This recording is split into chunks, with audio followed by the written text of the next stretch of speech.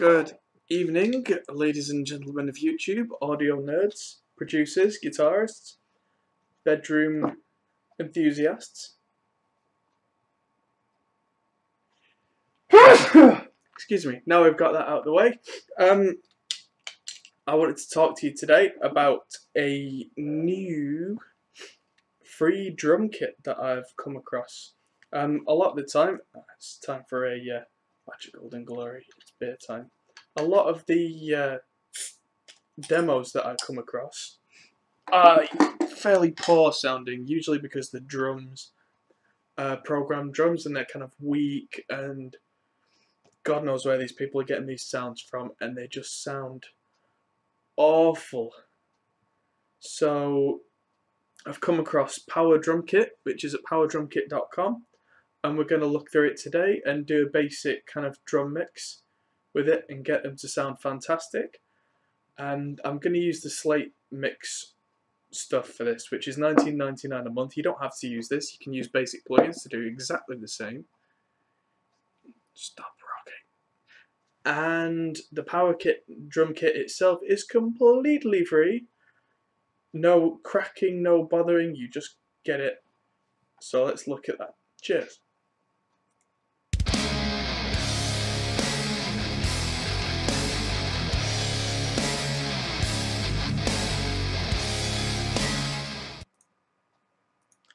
Okay, so I went to powerdrumkit.com. Unfortunately, I've already done all this once, but the webcam didn't record properly.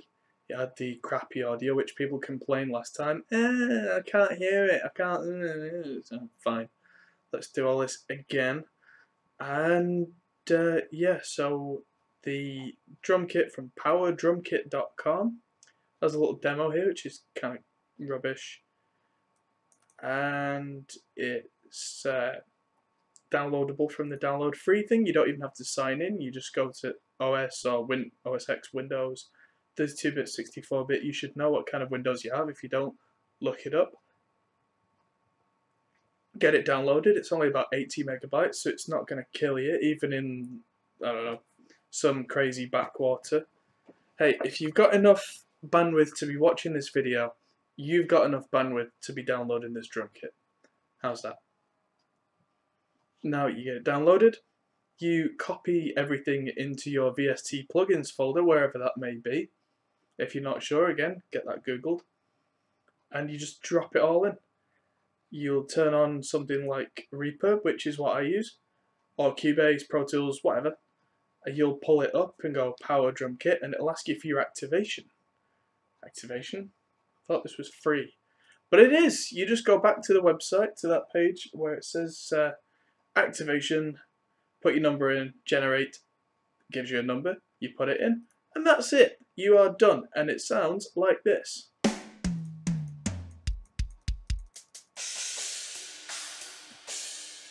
It's pretty good for a start. I mean, it's free, so you get one drum kit and that's your lot, but we can do a lot with one drum kit depending on if we know what sound it is we're going for, and I kind of have an idea in mind.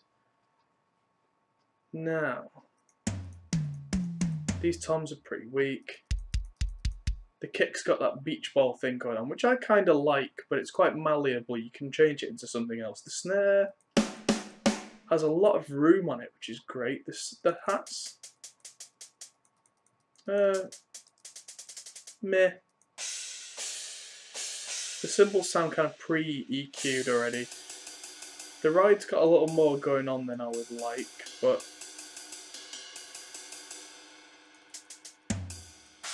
the china's okay. So the first thing that I did, and this is what I like to do in a mix, is I went into the mixer, found that there's multiple outputs on this, and assigned a load of outputs here. So every channel goes to a stereo thing, which you can see behind here. I already did all this once. Unfortunately, like I said, I recorded all this and actually talked everyone through it, and it sounded like crap. So apologies for that, and we're going to do it all again. Now, yeah, let's go back to the drum kit. Now there's a whole groove section in here. I hate these things, but it can be quite useful that if I just click on something, I don't know, hi-hat and press play.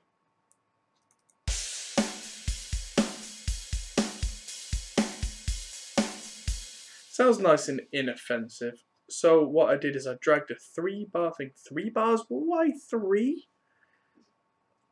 Seems to be what they just decided to go with as the default. Or you can change it from 3 bars to 4 bars, which is the usual number of bars,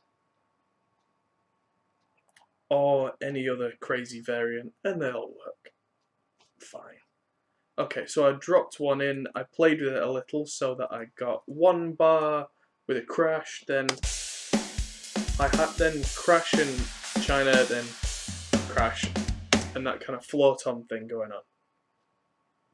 And then I just looped that for a while, because I find that you can hear how a drum kit's supposed to sound when everything's playing together, because if you just isolate one particular drum for too long, you start to lose focus and you start to overdo things.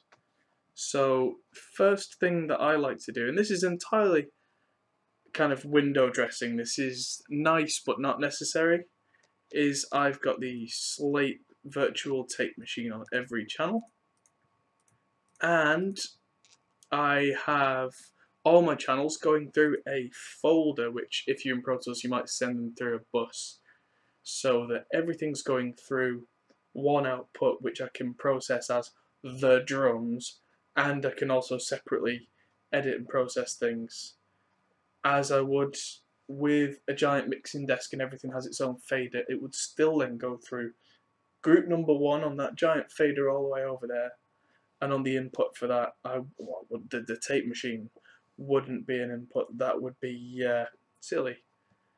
But I would, if I had infinite money, have stereo 1176 compressors on the drum bus with a 50% blend coming back in on another channel.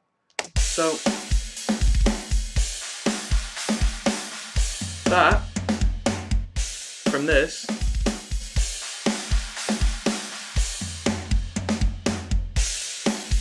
already sounds like an absolute monster. Now, the kick, let's just solo the kick.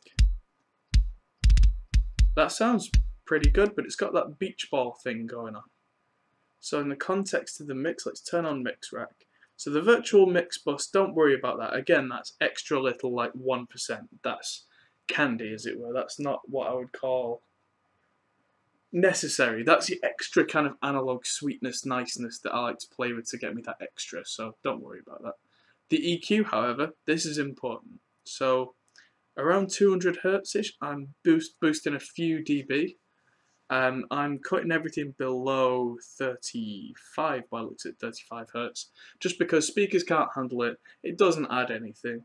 It clogs your mix up and makes the levels go crazy, and you genuinely don't get any extra below 40, 50 Hz. You just don't get anything, except for a headache.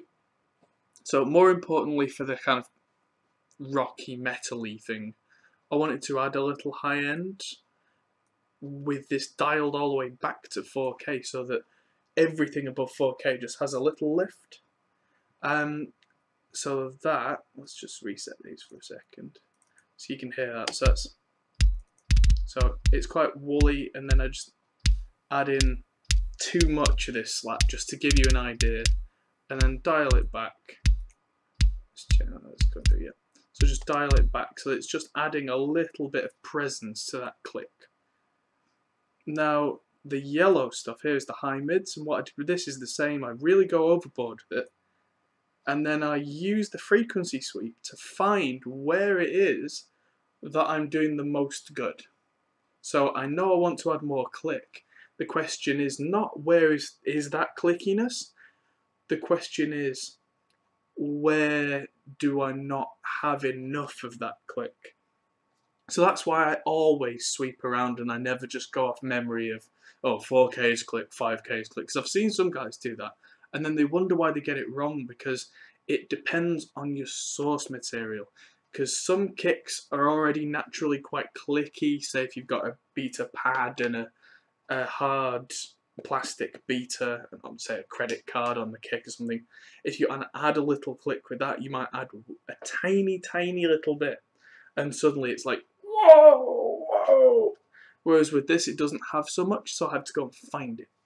So let's start lower down and just sweep this. So there's that beach ball-y thing I was talking about. Now higher up, around, there's that Blue Monday type kick. But I actually want to go a little more modern metal and just keep going up. That's too high, that just sounds weak again. So around here, that is the frequency that I want to add, but not nearly this much. So if I go back to neutral, and then just add that in until I'm happy it's doing something. There we go. So then my priority is the low end. I'm just adding in that little bit of low end. And then just to finish this off, now that I've added click, added weight, there's now, if I refresh my brain, a little bit of muddiness. So I just have to take some muddiness out around 500 Hz-ish. And again, I swept around for this. I don't want to take too much out, because suddenly it sounds like that lifeless, clicky sound that you get on some records. You want to find a balance where it's still got that chest punch, but doesn't sound like this, like cardboard. Okay, so there's our kick sound.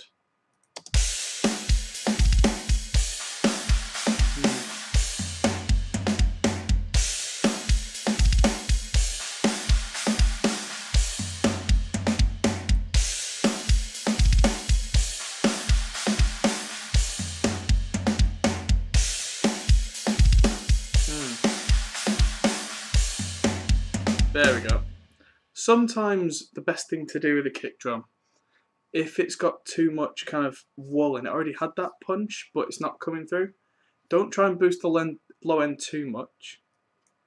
Just make the whole thing a little louder. Just the whole thing. If you've still got too much of a certain frequency, take out a little more of that frequency.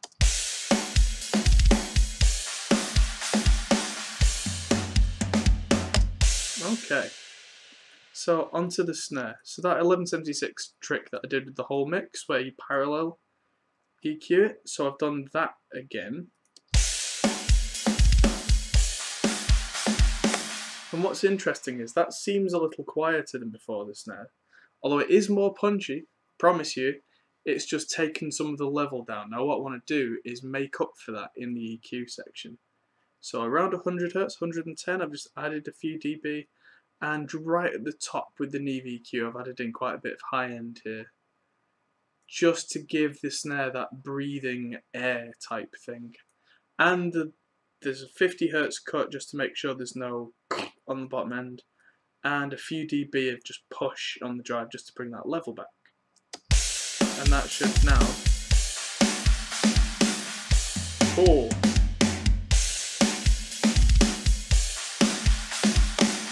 so the only thing left for me is that the toms are a little bit weak, in fact quite a lot weak, so around 150 Hz, maybe a bit lower actually. Let's just crank the low end and just find that frequency where it just rings.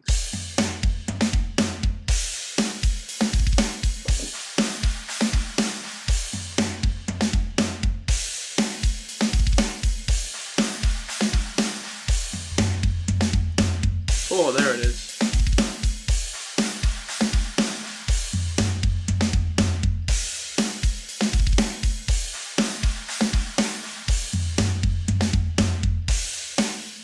And just back that off until it becomes reasonable again, because it's a little overpowering now. I've just added a little high end to get that definition in on the toms.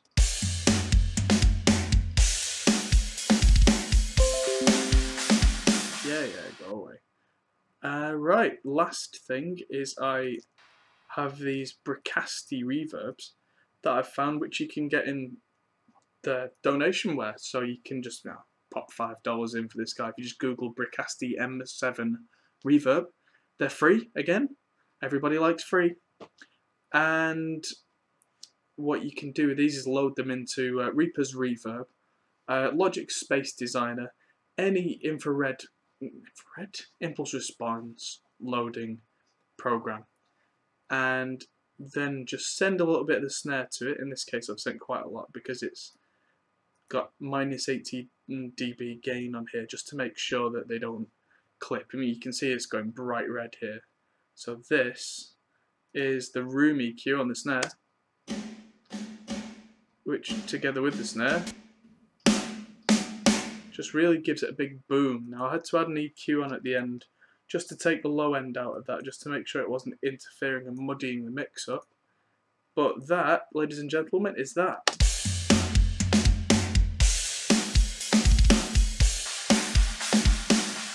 And yes, that kick sounds crunchy and it sounds a little over compressed, probably because it's making the tape work. But what's interesting is you blend in other instruments, and because none of the meters anywhere are touching the red and the gain staging is proper, they won't crush each other and fight each other, and you'll find that you get that big saturated drum sound that you were looking for without interfering with the rest of the mix.